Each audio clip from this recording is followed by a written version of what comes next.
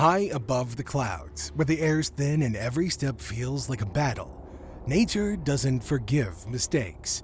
Some climbers make it back, others vanished into the void, lost forever in the world's deadliest mountains. These are some of the worst mountaineering disasters. Mountaineering isn't just about reaching the summit, it's a fight for survival. Freezing temperatures and sudden storms can turn a climb into an unpredictable death trap. Even the most skilled climbers have fallen victim to nature's wrath. These disasters serve as haunting reminders of the risks lurking in the mountains. May 10th, 1996 was a testament to just that, as Mount Everest became the stage for one of the deadliest disasters in climbing history. Multiple expeditions, including those led by seasoned climbers Rob Hall and Scott Fischer, attempted to summit. But as the teams ascended, delays piled up.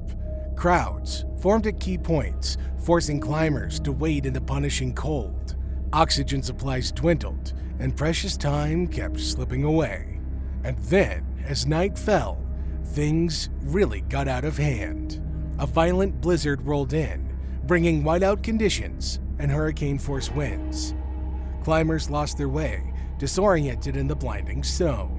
Some collapsed from exhaustion and exposure, unable to move as temperatures plummeted. Rob Hall, stranded near the summit, radioed down but was too weak to descend. His final words to his wife, spoken over a crackling connection, remain one of the most heartbreaking moments in mountaineering history. Scott Fischer, another respected guide, also succumbed to the storm. Others, like Beck Weathers, were left for dead, only to miraculously survive with severe frostbite. In total, 8 climbers perished that night, their bodies now permanently frozen on the slopes of Everest. The tragedy sent shockwaves through the mountaineering world, exposing the dangers of commercialized expeditions and overcrowding on the mountain. It led to numerous changes in how teams approach high-altitude climbs, but even today, Everest remains a deadly challenge. The events of 1996 stand as a grim reminder that the world's tallest peak demands absolute respect, or it'll take everything from those who dare to challenge its summit. Next up, we have an incident from August 2008 when K2, the world's second highest peak, became the site of a devastating tragedy. Known as the Savage Mountain, K2 is notorious for its unpredictable weather and technical challenges. That year, 25 climbers set out to conquer its summit, but only some would return. Unlike other known incidents, the trouble began during their descent, as climbers navigated the treacherous Bottleneck, a narrow ice-laden passage beneath towering seracs. A massive chunk of ice collapsed.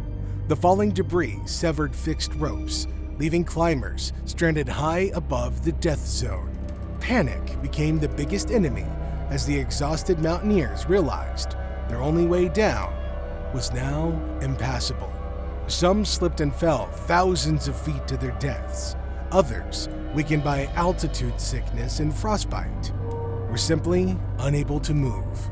Pakistani climber Shaheen Baig turned back early, sensing danger, but his teammates continued upward, unaware of the catastrophe awaiting them. Italian climber Marco Confortola survived, but watched helplessly as others vanished into the abyss. Despite desperate rescue attempts, the mountain claimed 11 lives in total. The events of that night remain a chilling reminder of K2's unforgiving nature. Unlike Everest, where commercial expeditions have grown, K2 remains an untamed force, one that punishes even the most experienced of climbers. The 2008 disaster also reinforced the fact that success on K2 isn't just about reaching the top. Without a safe descent, the summit means nothing. For those who lost their lives, their ambition became their downfall on one of the world's most merciless peaks in the world. While K2's dangers are well known among elite climbers, Everest holds its own deadly risks, not just for those seeking glory, but for the Sherpas who make these ascents possible as well. In 2014, climbers became witnesses to just that before some even began their journey. On April 18, 2014, Mount Everest witnessed its deadliest single-day disaster. Before most climbers reached the mountain's higher slopes, tragedy struck in the notorious Khumbu Icefall, a constantly shifting maze of towering ice blocks and deep crevasses. A team of Sherpas had set out early that morning, securing ropes and ladders for commercial expeditions. They were the backbone of every summit attempt, carrying heavy loads while navigating one of the most dangerous sections of the route. Without warning, a massive ice rock collapsed from above.